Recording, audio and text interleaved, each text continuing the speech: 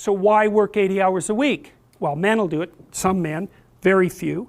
A handful of hyper-competitive men who are obsessed with hitting the pinnacle of the given dominance hierarchy they're in will happily work 80 hours a week, and they'll forego everything else. Relationships, family, children, way in the second category. And so those men are often very difficult to live with too, because they're so obsessed with their career. It's hard to have a relationship with them. And maybe they don't have much of a relationship with their kids, but they're damn good at what they do, and part of that is they're smart and disciplined, and they'll work non-stop all the time. It's like an obsession, and that's the sort of people who run things. Those are the people who run things.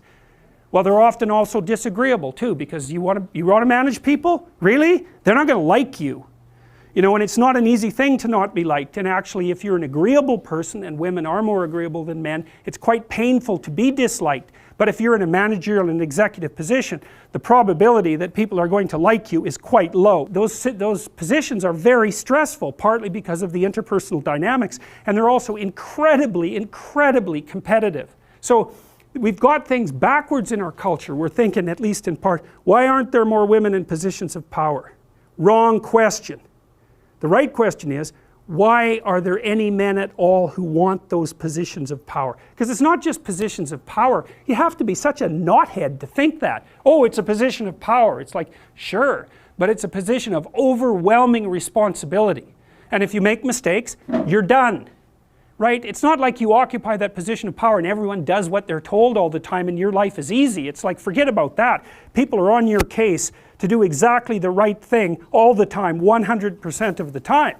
And maybe you want that and maybe you don't. So I don't know what people think is these people are all sitting in their offices with their feet up on the desk, smoking cigars and oppressing the world. It's like, that isn't how it works. Those people, they work flat out all the time. So, and it's fine if that's what you want, and some people are like that. They're hyper-industrious people, right, from a trait perspective, no matter where you put them. If you put them in a forest with an axe, they just wander around chopping down trees non-stop, right, because it's built into them. But if you want to have a balanced life, and you should want that, you know, because the other thing you'll find, and this is God's gospel truth, is that the older you get, if you have any sense at all, the more important your family is to you.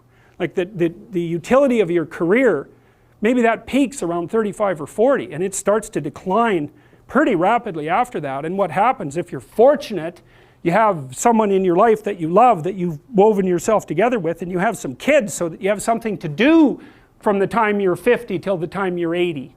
And so it's a real mistake. It's a barren future without children, man, I can tell you that. It's a real mistake.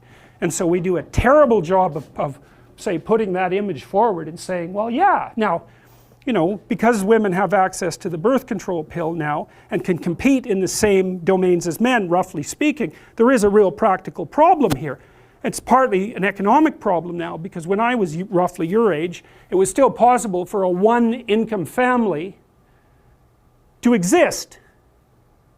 Well, you know that wages have been flat, except in the upper 1% since 1973. Why? Well, it's easy. What happens when you double the labor force? What happens? You have the value of labor. So now we're in a situation where it takes two people to make as much as one did before.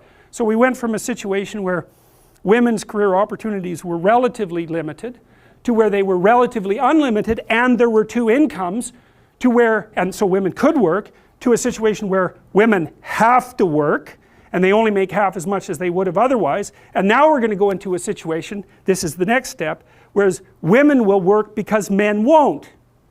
And that's what's coming now. So there was an economist article showing that 50% now of boys in school are having trouble with their basic subjects.